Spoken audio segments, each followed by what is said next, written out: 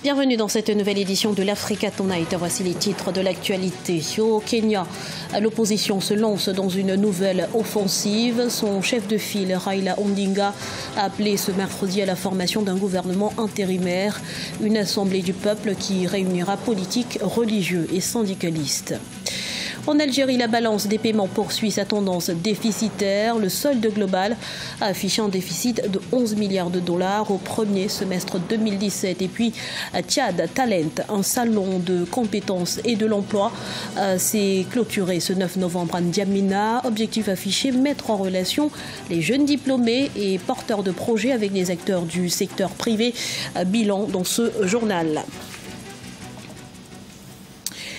Mais avant de développer ces titres, c'est la fin du cauchemar pour Cheikh Ould Mohamed, ce blogueur mauritanien condamné à mort pour blasphème en 2014 a vu sa peine ramenée à 2 ans de prison et une amende de 60 000 ouguiyas par la cour d'appel. Une peine d'emprisonnement que le jeune homme arrêté en 2014 a donc déjà purgée. Au Kenya, l'opposition change de cap après avoir annoncé un boycott économique. La NASA se lance dans une offensive politique visant la création d'une assemblée du peuple qui réunira politiques et religieux ou encore des syndicalistes. Concrètement, il s'agit de la formation d'un gouvernement intérimaire. Les détails dans ce sujet de la rédaction. C'est ce mercredi 8 novembre 2017 que le chef de l'opposition kenyane a lancé un appel pour la formation d'un gouvernement intérimaire qui va superviser le scrutin de 2018.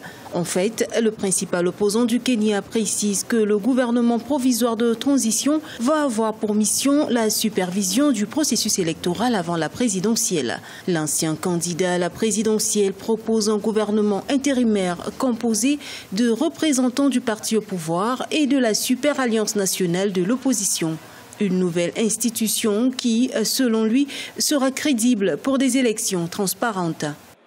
Nous pensons qu'il faudra peut-être 6 mois pour réaliser tous les changements dont nous avons besoin dans ce pays, afin que nous puissions avoir des élections justes et libres. 6 mois de transition, c'est le temps demandé par l'opposant Raila Odinga pour permettre au nouveau gouvernement de mener des réformes électorales que son parti exige avant les prochaines élections.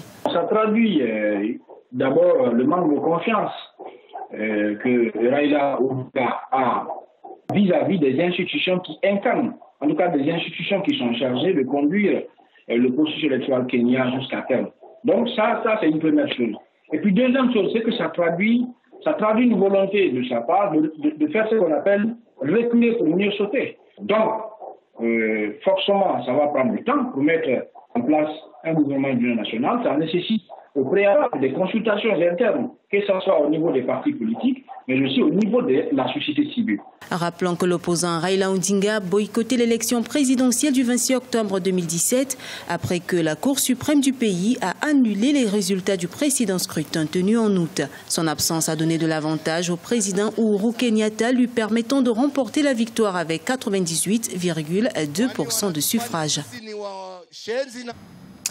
C'est un indicateur de plus qui se maintient dans le rouge. En Algérie, le solde global de la balance des paiements affiche un déficit de 11 milliards de dollars au premier semestre 2017, une performance qui pèse lourd sur les réserves de change officielles. On fait le point tout de suite avec Ashley Duprat. En Algérie, le déficit de la balance des paiements s'est rétracté au premier semestre 2017. Le solde global des entrées et sorties de devises entre l'Algérie et les pays étrangers, communément appelé balance des paiements, a affiché un déficit de 11,06 milliards de dollars contre un déficit de 14,61 milliards de dollars au même semestre de 2016. Il y a des déficits pareils, ça veut dire qu'il y a moins de demandes de produits algériens et de services algériens, donc moins de dollars ou d'euros qui rentrent en Algérie à la recherche de produits ou de services algériens, et s'il y en a moins qui entrent, eh bien, la devise algérienne chute. Cela veut dire que les importations algériennes de produits de première nécessité vont coûter plus cher, et ceci va continuer à aggraver encore la situation. Même si l'Algérie connaît une légère relance de son économie grâce à la récente hausse du carburant, elle peine à exploiter ses autres ressources, et ceci malgré la hausse de 74,5% de ses recettes hors hydrocarbures.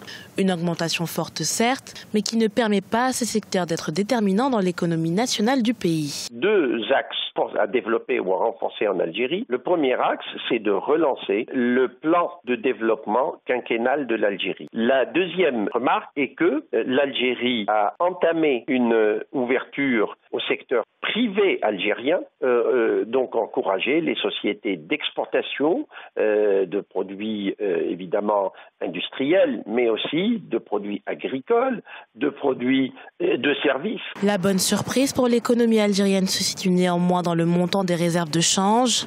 Malgré l'érosion de 7% sur le premier semestre, leur montant était en juin 2017 encore estimé à 106 milliards de dollars. Au Tchad, le salon de compétences et de l'emploi a fermé ses portes ce 9 novembre à N'Djamena. Pendant 2 jours, près de 10 000 jeunes ont pu échanger avec les opérateurs économiques du secteur privé sur les voies et moyens de promouvoir le développement de l'entrepreneuriat. Voyez ce reportage de Mahama Ramadan, notre correspondant au Tchad. Au Tchad, le gouvernement a suspendu en 2016 le recrutement à la fonction publique à cause de la crise économique que traverse le pays. Un an après, le taux de chômage ne cesse de grimper. De 42% en 2015, il est passé à plus de 60% en 2017. Les autorités, en partenariat avec le secteur privé, ont initié Tchad Talent, un salon de compétences et de l'emploi. Le but, selon les organisateurs, est de mettre en contact les jeunes diplômés sans emploi, les porteurs de projets et les entreprises privées du pays. Aussi bien le chef de l'État que le gouvernement avons une claire conscience que la jeunesse est une ressource précieuse capable de susciter des changements positifs si elle est bien informée et ses compétences bien orientées. Parce que le capital humain est la première richesse de toute nation. Le salon Tchad Talent, qui se déroule du 7 au 9 novembre 2017 à N'Djamena, est orienté vers la promotion de l'emploi dans le secteur de l'énergie et des mines, de l'agriculture et de l'élevage, de l'économie numérique et des services. Pour les jeunes Tchadiens porteurs de projets, c'est une occasion de trouver des financements ou de l'emploi. Si ce projet-là touche vraiment les gens qui m'écoutent et qui me voient de loin ou de près, alors je serais très ravie de pouvoir mettre ce projet en place en créant cette structure, être ravie de pouvoir donner vraiment le meilleur de moi à la population à travers mon savoir-faire et mes compétences acquises. J'attends une suite favorable en présentant mon projet. J'implore Dieu que mon projet sera retenu. Et si mon projet est retenu, je serai très fier parce que dans le futur, je sais que je vais servir mon pays et l'Afrique en général. Les jeunes porteurs des meilleurs projets seront accompagnés par les investisseurs du secteur privé et les services de l'État en charge de la promotion de l'emploi. Plus de 10 000 jeunes avec des centaines de projets participent à ce salon de compétences et de l'emploi. Au Nigeria, le rideau est tombé sur la 2e édition de la RIX, foire d'art contemporain de Lagos. Plus grand événement du genre en Afrique de l'Ouest, il a rassemblé des œuvres de plus de 60 artistes venus de 15 pays d'Afrique et de 14 galeries. Une visibilité assurée pour les jeunes talents. Deo Gracias Podo. La 2e édition de la foire Art X de Lagos a encore permis à la capitale économique nigériane de s'afficher comme une nouvelle destination de l'art contemporain en Afrique. Alors que le pays continue de lutter contre la récession économique, le marché de l'art contemporain semble avoir le vent en poupe. Aujourd'hui, le Nigeria est le 2e plus grand marché d'art en Afrique après l'Afrique du Sud. Pas moins de 8 000 visiteurs participent à cet événement qui réunit depuis 2016 des dizaines d'artistes venus de nombreux pays à travers le monde.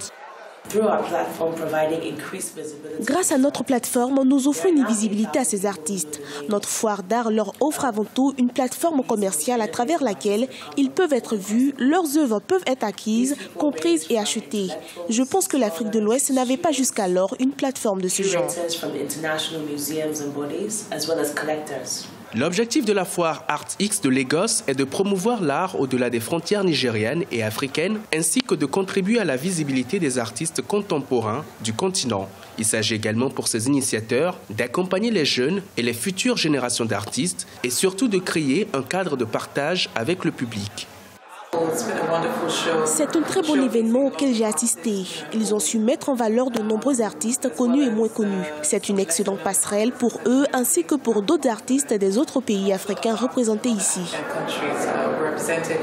La capitale économique nigériane, Lagos, se positionne davantage comme une plateforme culturelle émergente sur le continent. Le projet ArtX Lagos cherche à renforcer les arts visuels en tant que maillon important de l'industrie créative africaine. Plusieurs autres projets sont en perspective dans le secteur de la culture, des arts et du design. Ce journal a été réalisé par l'ensemble de la rédaction. Merci pour votre fidélité. Dans un instant, une nouvelle édition de l'actualité sur Africa 24.